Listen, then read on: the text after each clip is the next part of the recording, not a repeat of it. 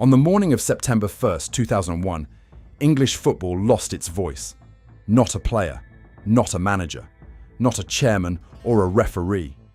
It lost the sound that had narrated its greatest dreams and its most crushing heartbreaks for more than 3 decades. And in one of the cruelest twists of fate the sport has ever known, Brian Moore died just hours before England produced one of its most iconic modern victories, a 5-1 demolition of Germany in Munich.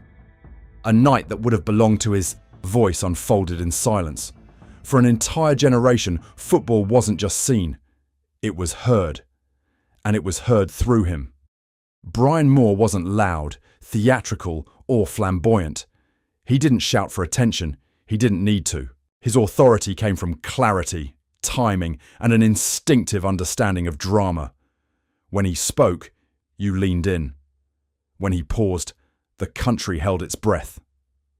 For over 30 years, Moore had been the defining commentator for ITV Sport. From the 1966 World Cup era through to the Premier League's dawn, he narrated the evolution of English football itself. He described FA Cup finals, World Cups, European nights, title deciders, and national heartbreaks. His voice became stitched into the fabric of the game, inseparable from the images it accompanied. But by the late 1990s, Moore was no longer the ever-present figure in the commentary gantry. His health had begun to quietly betray him.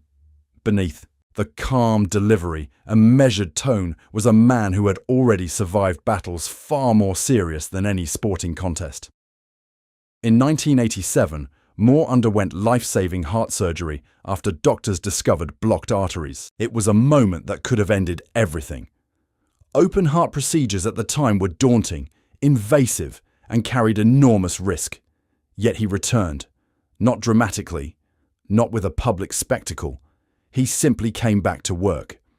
Then in 1995, it happened again. More cardiac complications, more surgery, another brush with mortality.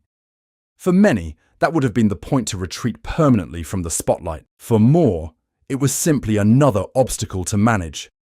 Football was not just a profession for him. It was rhythm, routine, purpose. By 1998, ITV had lost live rights to top-flight football, and Moore's presence on major broadcasts diminished.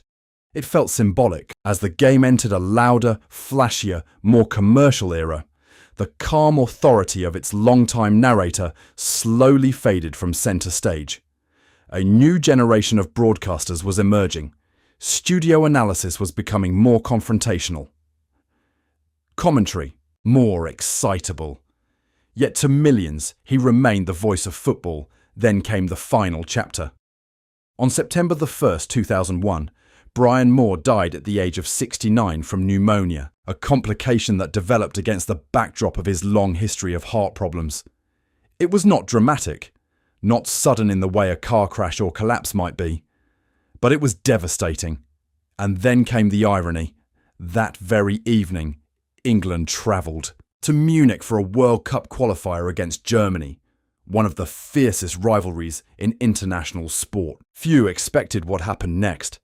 In one of the greatest performances in modern English football history, England destroyed Germany 5-1 in their own backyard. Michael Owen scored a hat-trick. The stadium fell into stunned silence. It was a moment. A result replayed endlessly. A victory that demanded iconic commentary. But Brian Moore was not there to call it. For decades, he had narrated England in Germany. He had described World Cup ties heavy with history. He had framed moments of national tension with precise language and perfectly judged pauses. And on the night England delivered a performance worthy of his legacy, his voice was absent. Many fans later said the victory felt incomplete, not diminished, but different. As if something essential was missing from the soundtrack. Moore's commentary style was never about spectacle. He understood pacing better than most managers understood. Tactics. He knew when to elevate his tone and when to let the crowd noise carry the moment. He believed that commentary should complement, not dominate. He once remarked that the pictures were the stars. The commentator merely guided the viewer through them. That philosophy made him timeless. While broadcasting trends shifted toward personality-driven drama, Moore remained measured. He respected the intelligence of the audience. He didn't need catchphrases. He needed clarity. His longevity also meant he had witnessed and narrated seismic shifts in football culture, from muddy pitches and heavy leather balls to the commercial explosion of the Premier League era, from 3 televised matches a week to 24-hour sports networks. Through it all, his voice remained consistent. But perhaps what made his passing resonate so deeply was the generational bridge he represented. For older supporters, he was the soundtrack of childhood. For younger fans, he was the authoritative presence that made big matches feel official. When news of his death broke, tributes poured in from across the football world. Broadcasters, players, managers, fans all acknowledged that an era had ended. The phrase, "the voice of football," was not marketing hyperbole. It was fact, and there was something almost poetic, if painfully cruel, about the timing. Football is built on narrative, on timing, on moments colliding, and Moore's departure collided with one of England's greatest modern triumphs. It felt like the closing of a circle. The man who had narrated decades of rivalry with Germany left the stage just before one final chapter was written. In many ways, Moore's life mirrored the football he loved. Highs and lows, drama and resilience, moments of glory followed by periods of quiet endurance. His cardiac surgeries in 1987 and 1995 were private battles fought with the same composure he displayed in the commentary box. He never turned his health struggles into public theatre. There were no tearful documentaries, no farewell tours, just professionalism, and perhaps that understated dignity is why his absence felt so profound. Today, football commentary is faster, louder, more opinionated. It reflects the tempo of the modern game. But when supporters revisit classic footage from the 1970s, 80s and 90s, they often comment on something different. The balance, the restraint, the trust between commentator and viewer. That was Moore's gift. He didn't try to become the story. He framed it. His death in 2001 marked more than the loss of a broadcaster. It marked the fading of a particular broadcasting philosophy, one rooted in preparation, respect for the game, and emotional intelligence.